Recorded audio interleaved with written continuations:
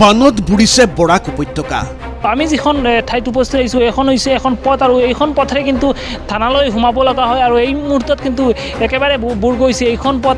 কাছাৰ শ্ৰীভূমি হাইলাকান্দি সকলোতে বৰাক আৰু কুশিয়াৰা নৈৰ বাঢ়নি পানীৰ তাণ্ডৱ। 2007-2017 যেগুলা ফ্লাড হয়েছিল সেই ফ্লাড থেকে অনেক বড় হয়েছে।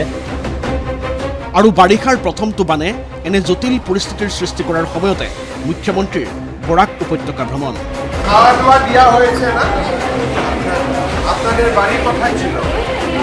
শিলচৰত 5টাকৈ আশ্ৰয় শিবিৰ ভ্ৰমণ আৰু পৰিদৰ্শন কৰি সাহায্যৰ আশ্বাস মুখ্যমন্ত্ৰীৰ। বৰাক ৰিভাৰ তাৰ যিটো ফ্লো আছে as of now it is 21.48 millimetre. That means it is flowing above danger line. এতিয়াও বিপদসীমাৰ ওপৰেৰে প্ৰবাহিত বৰাক নৈৰ পানী। কাছাৰ জিলাত ৭৫খন গাঁও প্লাবিত হোৱাৰ লগতে ১৫২০ হেক্টৰ কৃষিভূমি বানত সম্পূৰ্ণৰূপে বুৰ গৈছে। ঘৰ দুৱাৰ দোকান পোহাৰ সকলো পানীৰ তলত। ফলত শিলচৰ চহৰকে ধৰি বিভিন্ন স্থানত বাঢ়িছে আশ্ৰয় শিবিৰ, বাঢ়িছে আশ্ৰয় শিবিৰত বাস কৰা জনতাৰ সংখ্যা। মঙলবাৰে শিলচৰত উপস্থিত হৈ মুখ্যমন্ত্ৰীয়ে দিলে বানৰ ফলত হোৱা ক্ষয় ক্ষতিৰ পৰিসংখ্যা। আজিৰ দিনত গোটেই কাছাৰ ডিষ্ট্ৰিক্টত 5টা ৰেভিনিউ চাৰ্কুল এফেক্টেড হৈছে, 146 ভিলেজ এফেক্টেড হৈছে, এজন লোকৰ এতিয়ালৈকে মৃত্যু হৈছে। খতিয়ান দাঙি ধৰিলে পৰিস্থিতিৰ মোকাবিলা কৰাৰ বাবে চৰকাৰে লোৱা বিভিন্ন কাৰ্যসূচীৰ। 90টা ৰিলিফ কেম্প হৈছে, 19,249 কেম্পত ইনমেটছ আছে। Total relief centre 24 numbers. কিছুমান মানুহ ঘৰত আছে, আমি তেওঁলোকক ডিষ্ট্ৰিবিউশ্যন চেণ্টাৰ হিচাপে ধৰিছো। মুখ্যমন্ত্ৰীয়ে সদৰি কৰে প্ৰধানমন্ত্ৰী নৰেন্দ্ৰ মোদীয়ে ফোন কৰি অসমৰ বান পৰিস্থিতিৰ বুজ লোৱাৰ বিষয়ে।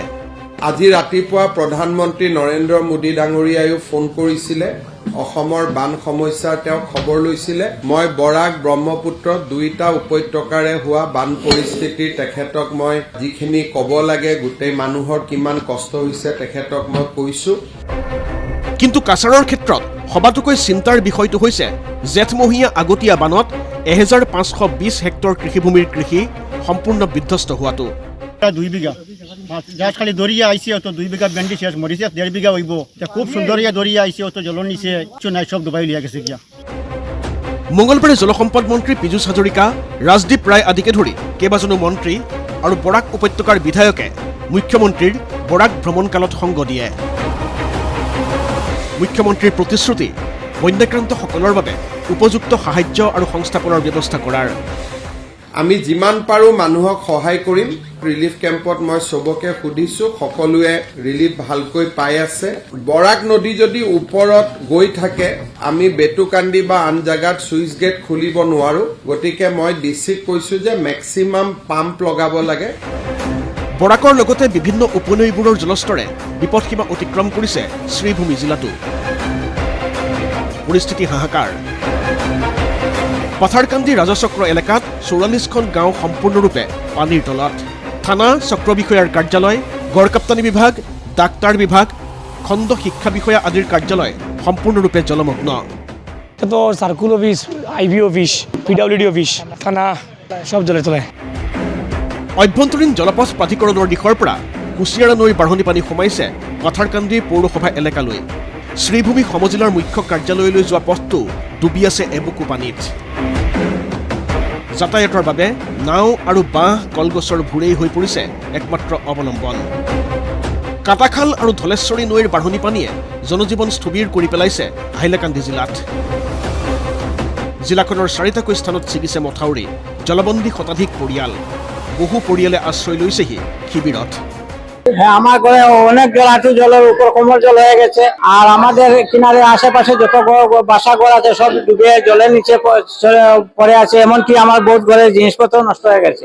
ওখানে কালকে তাকিয়ে এসে ওনারে আসছি, কিচ্ছু পাইনি। আমরা ঘর বাড়ি সব ছেড়ে এসছি, সব জলে ভেসে যাচ্ছে। আমরা ছোট ছোট ছেলে মেয়ে নিয়ে আসছি। উল্লেখযোগ্য যে হাইলাকান্দি জিলাৰ 5 গ্ৰাম এলেকাত 6 নম্বৰ ৰাষ্ট্ৰীয় ঘাইপথৰ বিস্তীৰ্ণ অংশৰে পানী বাগৰিছে।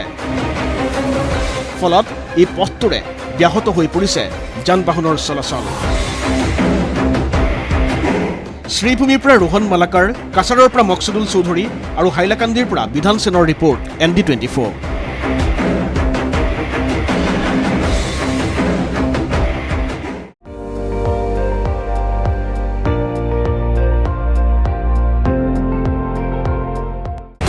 আপুনি চাই আছে ND24, সৰ্বশ্ৰেষ্ঠ নহয় সৰ্বোত্তমৰ দৌৰ।